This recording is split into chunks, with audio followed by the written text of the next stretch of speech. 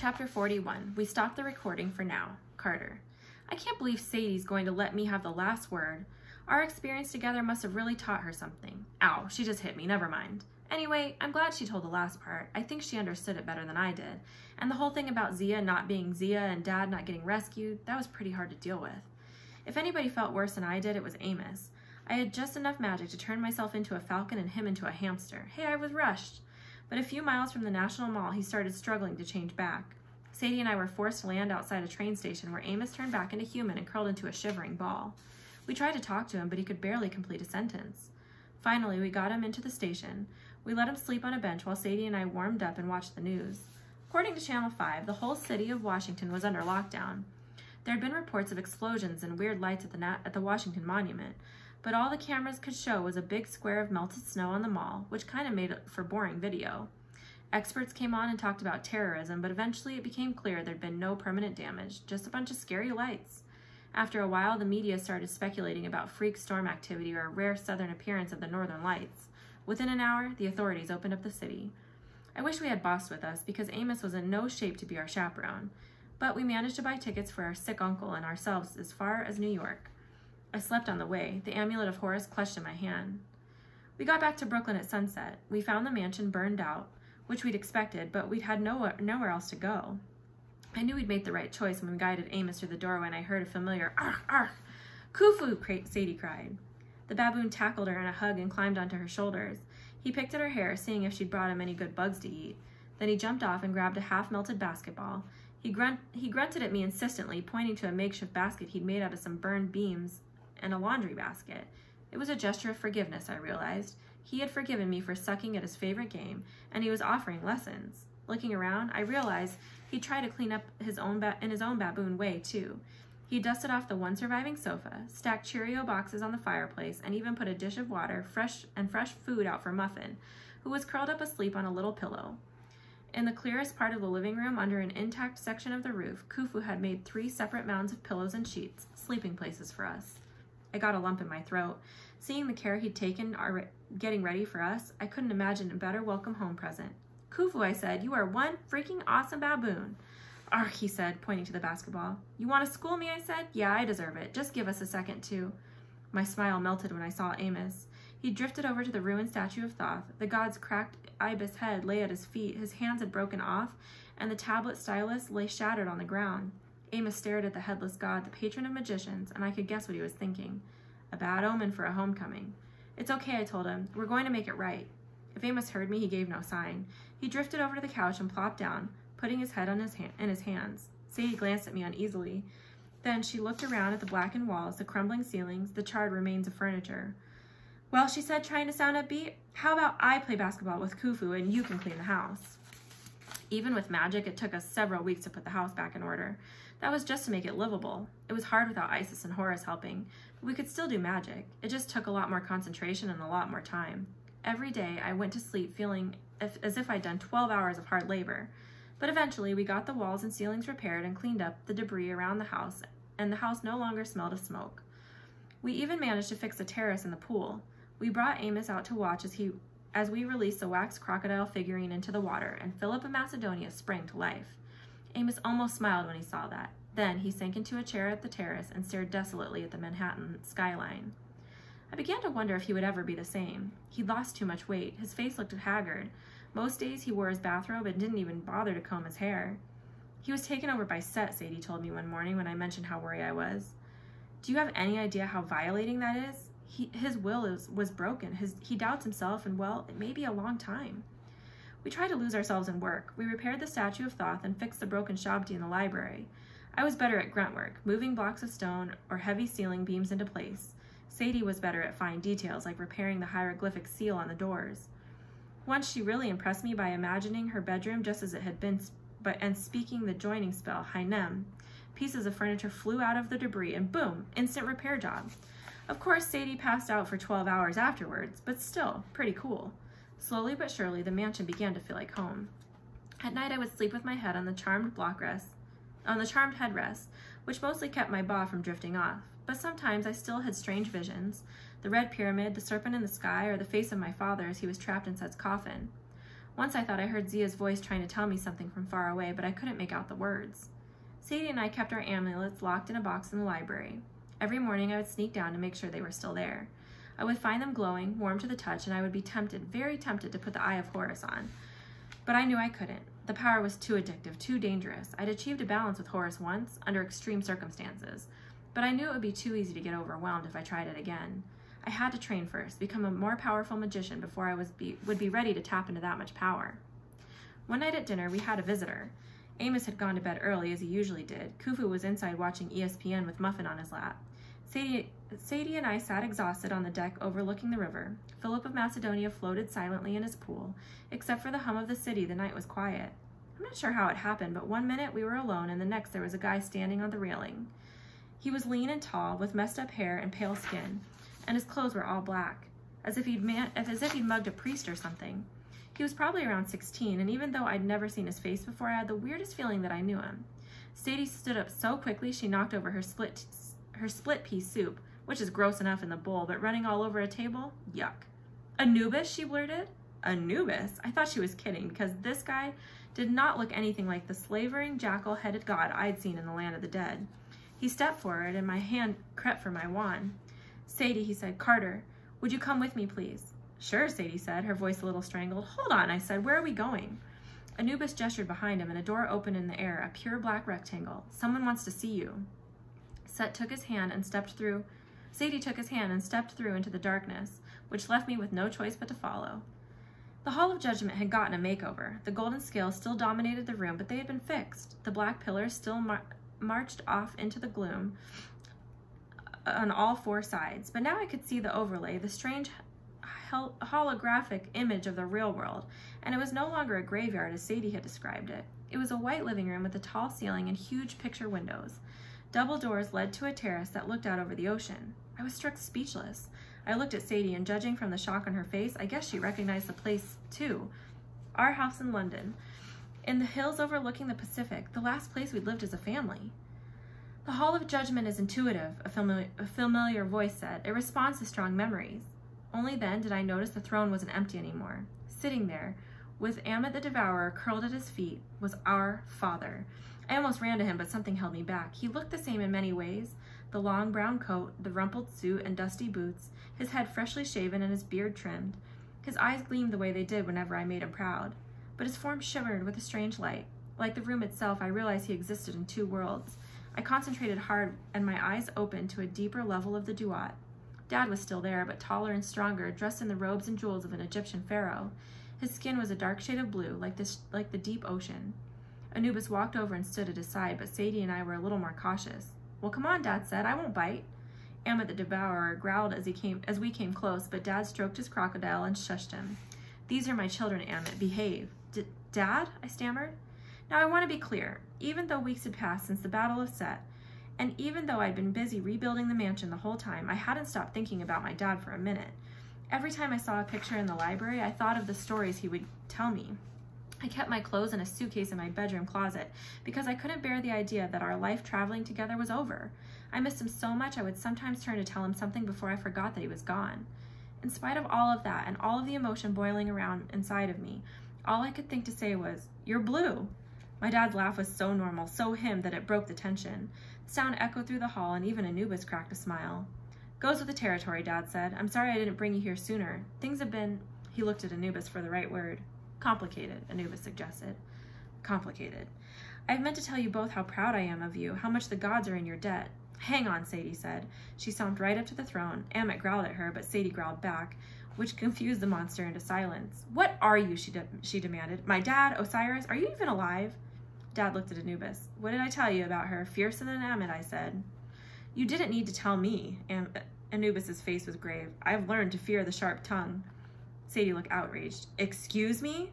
To answer your question, Dad said, I am both Osiris and Julius Cain. I am alive and dead, though the term recycled might be closer to the truth. Osiris is the god of the dead and the god of new life.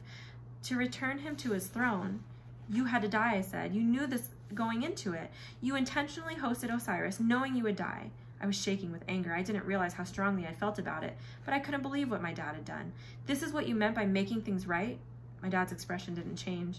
He was still looking at me with pride and downright joy, as if everything I did delighted him, even my shouting it. It was infuriating.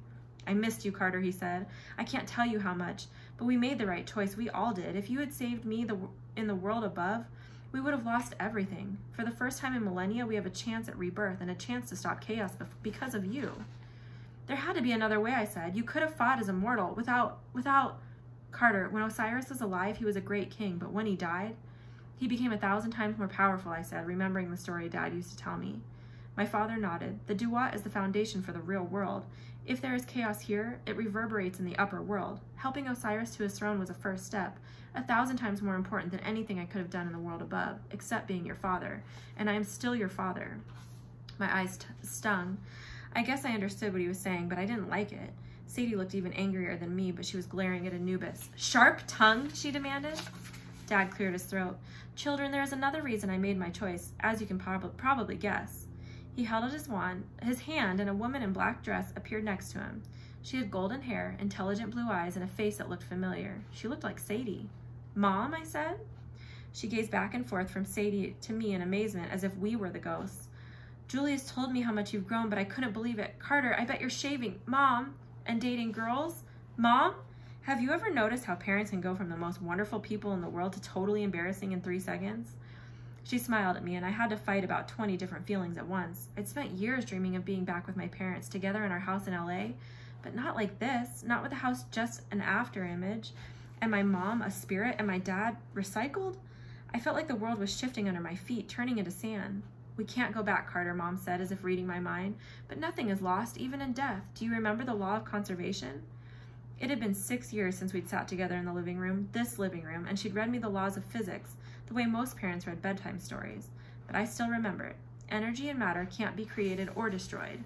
Only changed, my mother agreed, and sometimes changed for the better. She took Dad's hand, and I had to admit, blue and ghostly or not, they kind of looked happy. Mom, Sadie swallowed. For once, her attention wasn't on Anubis. Did you really? Was that? Yes, my brave girl.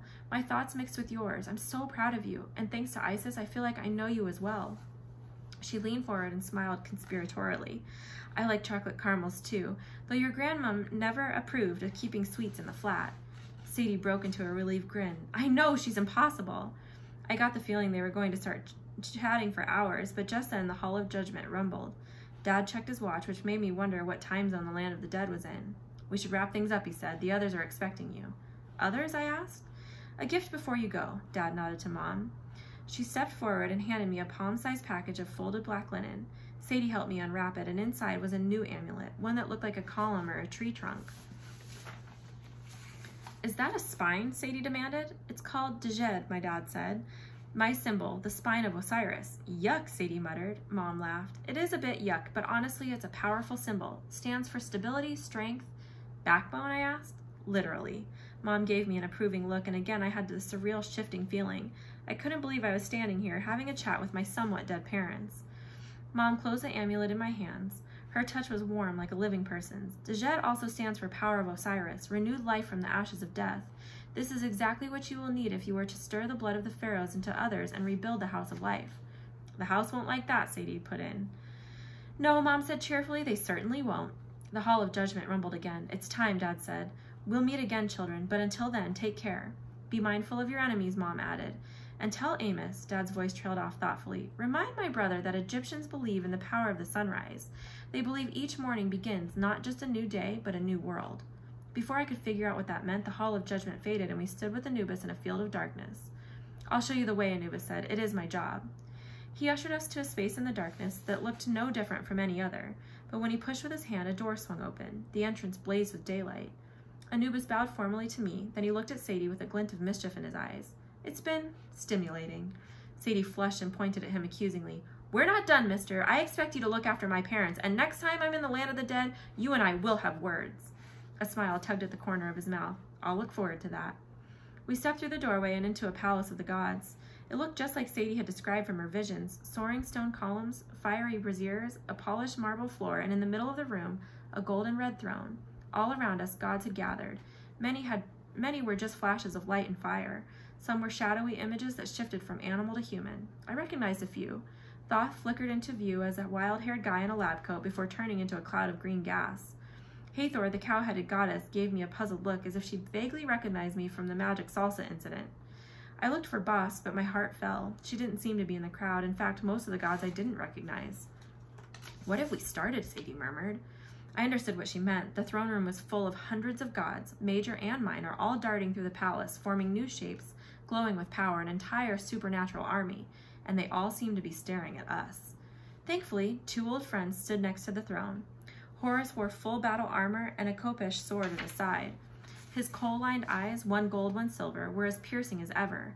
At his side stood Isis in a shimmering white gown with wings of light. Welcome, Horus said. Hi, I said. He has a way with words, Isis muttered, which made Sadie snort. Horus gestured to the throne. I know your thoughts, Carter, so I think I know what you will say, but I have to ask you one more time. Will you join me? We could rule the earth and the heavens. Ma'at demands a leader. Yeah, so I've heard. I would be stronger with you as my host. You've only touched the surface of what combat magic can do. We could accomplish great things, and it is your destiny to lead the House of Life. You could be the king of 2 thrones. I glanced at Sadie, but she just shrugged. Don't look at me. I find the idea horrifying. Horus scowled at her, but the truth was I agreed with Sadie. All those gods waiting for direction, all those magicians who hated us, the idea of trying to lead them made my knees turn to water. Maybe someday, I said. Much later. Horus sighed. 5,000 years, and I still do not understand mortals, but very well. He stepped up to the throne and looked around at the assembled gods. I, Horus, son of Osiris, claim the throne of the heavens as my birthright, he shouted. What was once mine shall be mine again. Is there anyone who would challenge me? The gods flickered and glowed. A few scowled. One muttered something that sounded like cheese, although that could have been just my imagination. I caught a glimpse of Sobek, or possibly another crocodile god, snarling in the shadows, but no one raised a challenge. Horus took his seat on the throne. Isis brought him a crook and flail, the twin scepters of the pharaohs. He crossed them over his chest, and all the gods bowed before him. When they'd risen, Isis stepped beside us. Carter and Sadie Kane, you have done much to restore Ma'at. The gods must gather their strength, and you have bought us time. Though we do not know how much, Apophis will not stay locked away forever. I'd settle for a few hundred years, Sadie said. Isis smiled. However that may be, today you are heroes. The gods owe you a debt, and we take our debt seriously. Horus rose from the throne. With a wink of an eye, he knelt before us. The other gods shifted uncomfortably, then followed his example. The gods in fire form dimmed their flames. I probably looked pretty stunned, because when Horus got up again, he laughed.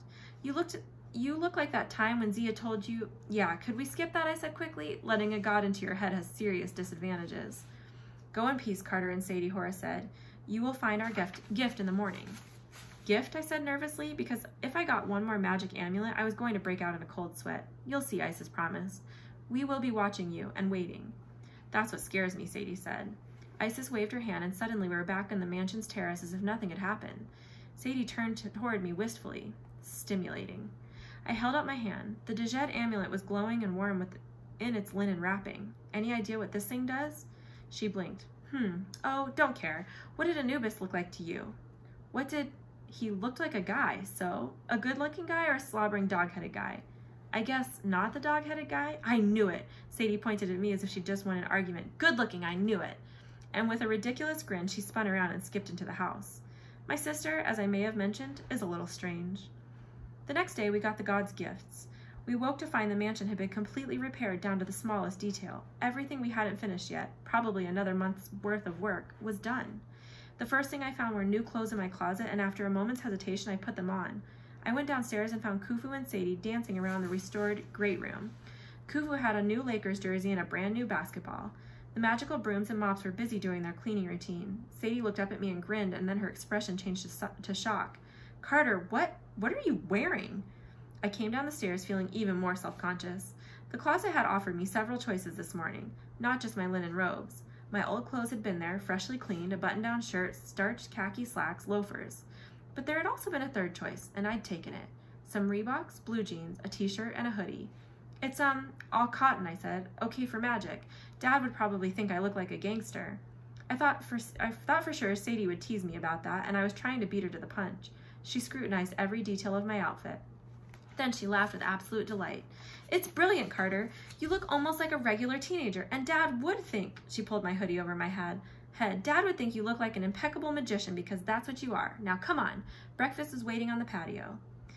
We were just digging in when Amos came outside, and his change of clothes was even more surprising than mine. He wore a crisp new chocolate-colored suit with matching coat and fedora. His shoes were shined, his round glasses polished, and his hair freshly braided with amber beads. Sadie and I both stared at him. What? He demanded. Nothing, we said in unison. Sadie looked at me and mouthed, OMG, and then went back to her bangers and eggs. I attacked my pancakes. Philip thrashed around happily in a swimming pool. Amos joined us at the table. He flicked his fingers and coffee magically filled his cup. I raised my eyebrows. He hadn't used magic since the demon days.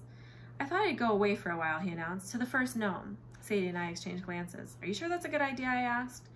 Amos sipped his coffee. He stared across the East River as if he could see all the way to Washington, D.C. They have the best magic healers there. They will not turn away a petitioner seeking aid, even me, I think I should try. His voice was fragile, like it would crack apart any moment, but still, it was the most he'd said in weeks. I think that's brilliant, Sadie offered. We'll watch after the place, won't we, Carter? Yeah, I said, absolutely. I may be gone for a while, Amos said. Treat this as your home. It is your home. He hesitated as if choosing his next words carefully. And I think perhaps you should start recruiting. There are many children around the world with the blood of pharaohs. Most do not know what they are. You two said in Washington about rediscovering your path of the gods. It may be our only chance. Sadie got up and kissed Amos on the forehead. Leave it to us, Uncle. I've got a plan. That, I said, sounds like very bad news. Amos managed a smile. He squeezed Sadie's hand then and got up, ruffled my hair as he headed inside. I took another bite of my pancakes and wondered why, on such a great morning, I still felt sad and a little incomplete. I suppose with so many things getting better, the things that were still missing hurt even worse. Sadie picked at her scrambled eggs. I suppose it would be selfish to ask for more. I stared at her and I realized we were thinking the same thing. When the gods had said a gift, well, you can hope for things, but as Sadie said, I guess you can't be greedy. It's going to be hard to travel if we need to go recruiting, I said cautiously. 2 unaccompanied minors? Sadie nodded. No, Amos, no responsible adult. I don't think Khufu counts. And that's when the gods completed their gift. A voice from the doorway said, sounds like you two have a job opening. I turned and felt 1,000 pounds of grief drop from my shoulders. Leaning against the door in a leopard-spotted jumpsuit was a dark-haired lady with golden eyes and 2 large knives. Boss, Sadie cried. The cat goddess gave us a playful smile as if she had all kinds of trouble in mind. Someone call for a chaperone? A few days later, Sadie had a long phone conversation with Gran and Grandpa Faust in London. They didn't ask to talk to me, and I didn't listen in. When Sadie came back down to the great room, she had a faraway look in her eyes. I was afraid, very afraid, that she was missing London. Well? I asked reluctantly. I told them we were all right, she said. They told me the police had stopped bothering them about the explosion at the Brita Museum. Apparently the Rosetta turned up unharmed. The Rosetta Stone turned up unharmed. Like magic, I said. Sadie smirked. The police decided it might have been a gas explosion, some sort of accident. Dad's off the hook, as are we. I could go home to London, they said. Spring term starts in a few weeks. My mates Liz and Emma have been asking about me. The only sound was a crackle in the fire in the hearth. The great room suddenly seemed bigger to me, emptier. At last I said, what did you tell them? Sadie raised an eyebrow. God, you're thick sometimes. What do you think? Oh, my mouth felt like sandpaper. I guess it'll be good to see your friends and get back to your old room and... Sadie punched my arm. Carter! I told them I couldn't very well go home because I already was home. This is where I belong. Thanks to the duat, I can see my friends whenever I want, and besides, you'd be lost without me. I must have grinned like a fool because Sadie told me to wipe that silly look off my face, but she sounded kind of pleased about it. I suppose she knew she was right for once. I would have been lost without her. And no, Sadie, I can't believe I just said that either. Just when things were settling down to a nice, safe routine, Sadie and I embarked on our new mission. Our destination was a school that Sadie had seen in a dream. I won't tell you which school, but Boss drove us a long way to get there. We recorded this tape along the way. Several times the forces of chaos tried to stop us. Several times we heard rumors that our enemies were starting to hunt down the other descendants of the pharaohs, trying to thwart our plans. We got to the school the day before the spring term started. The hallways were empty and it was easy to slip inside. Sadie and I picked a locker at random, and she told me to set the combination. I summoned some magic and mixed around the numbers, 13, 32, 33. Hey, why mess with a good formula? Sadie said a spell and the locker began to glow. Then she put the package inside and closed the door. Are you sure about this? I asked. She nodded. The locker is partially in the duat. It'll store the amulet until the right person opens it. But if the Djed falls into the wrong hands, it won't, she promised. The blood of the pharaohs is strong. The right kids will find the amulet. If they figure out how to use it, their power should awaken. We have to trust that the gods will guide them to Brooklyn. We won't know how to train them, I argued. No one has studied the path of the gods for 2,000 years. We'll figure it out, Sadie said. We have to. Unless Apophis gets us first, I said, or Desjardins in the House of Life, or unless Set breaks his word, or 1,000 other things go wrong. Yes, Sadie said with a smile. Be fun, eh? We locked the locker and walked away. Now we're back at the 21st Gnome in Brooklyn. We're going to send out this tape to a few carefully chosen people and see if it gets published. Sadie believes in fate. If the story falls into your hands, there's probably a reason. Look for the Djed. It won't take much to awaken your power. Then the trick is learning to use that power without dying. As I said in the beginning, the whole story hasn't happened yet. Our parents promised to see us again, so I know we'll have to be back in the land of the dead eventually, which I think is fine with Sadie as long as Anubis is there. Zia is out there somewhere, the real Zia. I intend to find her. Most of all, chaos is rising. Apophis is gaining strength, which means we have to gain strength too. Gods and men united in olden times. It's the only way the world won't be destroyed. So the Cain family has a lot of work to do, and so do you. Maybe you'll want to follow the path of Horus or Isis or Thoth or Anubis or even Bast. I don't know. But whatever you decide, the House of Life needs new blood if we're going to survive. So this is Carter and Kate and Sadie Kane signing off. Come to Brooklyn. We'll be waiting.